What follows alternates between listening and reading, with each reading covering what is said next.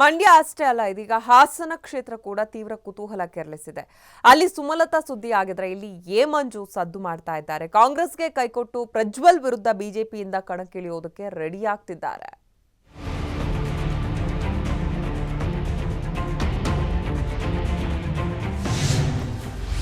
ಬಿಜೆಪಿಗೆ ಜಿಗಿಯಲು ಕಾಂಗ್ರೆಸ್ನ ಮಂಜು ರೆಡಿ. ಪ್ರಜ್ವಲ್ ವಿರುದ್ಧ ಕಣಕ್ಕಿಳಿಯಲಿದ್ದಾರಾ ಕೈಮುಖಂಡ?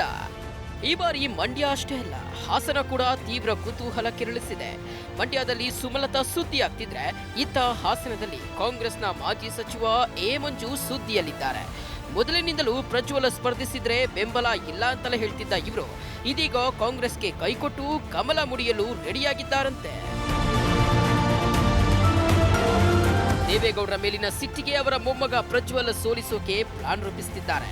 2-3 ದಿನದಲ್ಲಿ ಕಾಂಗ್ರೆಸ್ ತ್ಯಜಿಸಿ ಬಿಜೆಪಿ ಸೇರಿ ಪ್ರಜ್ವಲ್ ವಿರುದ್ಧ ಸ್ಪರ್ಧಿಸಲು ತಂತ್ರ ರೂಪಿಸಿದ್ದಾರೆ ಅಂತ ತಿಳಿದು ಬಂದಿದೆ.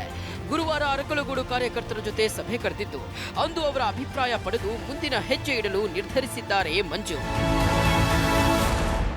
ಕಾರ್ಯಕರ್ತರು ಮುಖಂಡರುಗಳ ಸಭೆಯನ್ನ ಗುರುವಾರ 3 ಗಂಟೆ ಕರೆದಿದ್ದೀನಿ. ಅವರು ಏನು ನಿರ್ಣಯ ತಗೋತಾರೆ ಆ ನಿರ್ಣಯದ ಮೇಲೆ ತೀರ್ಮಾನ ಆಗ್ತದೆ.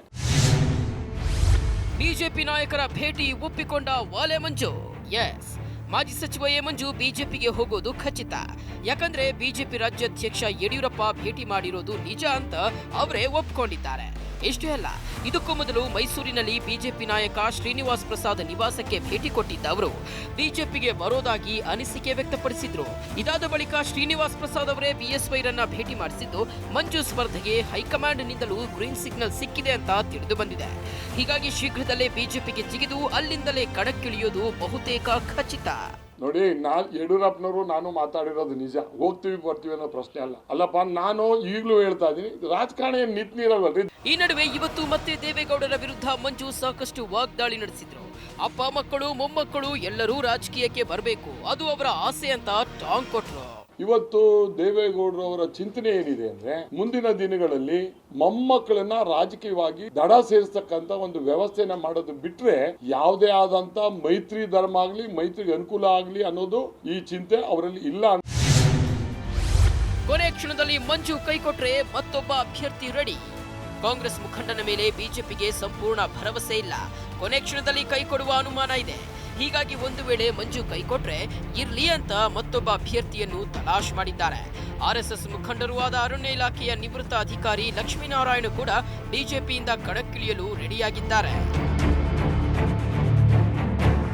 ಒಟ್ನಲ್ಲಿ ಒಂದೆಡೆ ದೇವೇಗೌಡರ ವಿರುದ್ಧ ಮಂಜು ಮತ್ತೆ ರೊಚ್ಚಿಗೆದ್ದಿದ್ದಾರೆ. ಹೇಗಾದ್ರೂ ಮಾಡಿ ಪ್ರಜ್ವಲ್ ಸೋಲಿಸಲೇಬೇಕು ಅಂತ ಬಿಜೆಪಿಗೆ ಹಾರೋಕೆ ರೆಡಿಯಾಗಿದ್ದಾರೆ. ಮತ್ತೊಂದೆಡೆ ಎ ಮಂಜು ದಾಳವಾಗಿ ಬಳಸಿಕೊಂಡು ಗೌಡರಿಗೆ ತಿರುಗೇಟು ನೀಡೋಕೆ ಬಿಜೆಪಿ ನಾಯಕರು ಒಳಗೊಳಗೆ ಮಸಲತ್ತು ನಡೆಸಿದ್ದಾರೆ. ಆದ್ರೆ ಮಂಜು ಬಿಜೆಪಿಗೆ ಹೋಗ್ತಾರಾ ಅಥವಾ ಕಾಂಗ್ರೆಸ್ನಲ್ಲೇ ಉಳಿತಾರಾ ಎಂಬುದು 2 ದಿನದಲ್ಲಿ ಗೊತ್ತಾಗಲಿದೆ. Shivakumar Johalli, political bureau, TV5, Bengaluru.